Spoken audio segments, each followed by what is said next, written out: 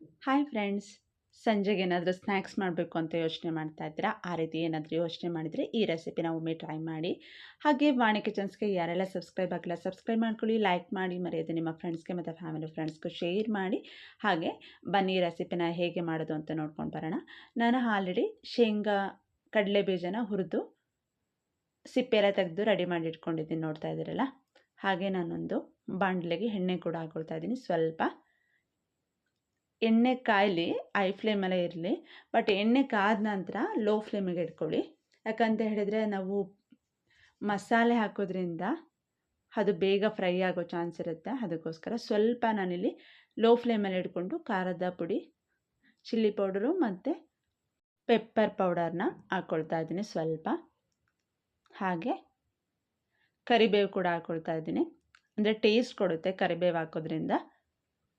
ಹಾಗೆ ರುಚಿಗೆ ತಕ್ಕಷ್ಟು ಉಪ್ಪು. ನಾನು ಗ್ಯಾಸ್ನ ಆಫ್ ಮಾಡ್ಕೊಂಡು ಹಾಕ್ಕೊಂಡಿದ್ದೀನಿ. ಇದೆಲ್ಲ ತಣ್ಣಗಾದ ನಂತರ ಕಟ್ ಮಾಡಿ ಇಟ್ಕೊಂಡಿರೋ ಅಂತಹ ಒಂದು ಈರುಳ್ಳಿ ಹಾಕ್ಕೊಳ್ತಾ ಇದ್ದೀನಿ. ಹಾಗೆ ನಾನು ತುರಿದಿಟ್ಕೊಂಡಿರೋ ಅಂತಹ ಕ್ಯಾರೆಟು ಮತ್ತು ಕೊತ್ತಂಬರಿ ಸೊಪ್ಪು, ಹುರಿದಿರೋ ಅಂತಹ ಕಡಲೆಬೀಜ, ಕಾಲು ಭಾಗದಷ್ಟು ಟೊಮೊಟೊ ಮತ್ತು ಸ್ವಲ್ಪ ನಿಂಬೆ ರಸನ ಹಾಕ್ಕೊಂಡು ಚೆನ್ನಾಗೆಲ್ಲ ಮಿಕ್ಸ್ ಮಾಡ್ಕೊಳ್ತಾ ಇದ್ದೀನಿ.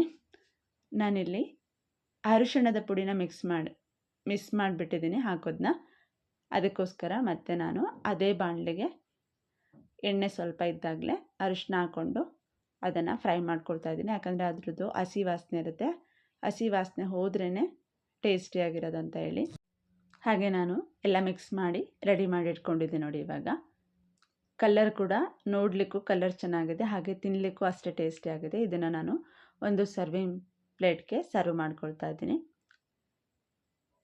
ಈಗ ನಾವು ಮದುವೆ ಮನೆಯಲ್ಲಿ ತಿಂದಿರ್ತೀವಿ, ಅದನ್ನು ನಾವು ಮನೆಯಲ್ಲೂ ಕೂಡ ಮಾಡಿದ್ರೆ ಟೇಸ್ಟಿಯಾಗಿರುತ್ತೆ. ಸಂಜೆ ಟೈಮಿಗೆ ಇದನ್ನೊಮ್ಮೆ ಟ್ರೈ ಮಾಡಿ ನೋಡಿ.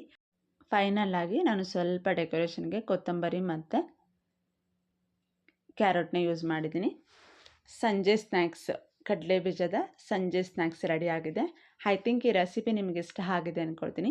ಇಷ್ಟ ಆಗಿದರೆ ಒಮ್ಮೆ ಟ್ರೈ ಮಾಡಿ, ಹೇಗಿತ್ತು ಅಂತೇಳಿ ಕಮೆಂಟ್ ಬಾಕ್ಸಲ್ಲಿ ಕಮೆಂಟ್ ಮಾಡಿ. ಹಾಗೆ ಲೈಕ್ ಮಾಡಿ, ಮರೆಯದೆ ನಿಮ್ಮ ಫ್ರೆಂಡ್ಸ್ಗೆ ಮತ್ತು ಫ್ಯಾಮಿಲಿ ಫ್ರೆಂಡ್ಸ್ಗೆ ಶೇರ್ ಮಾಡಿ. Thank you for the watching.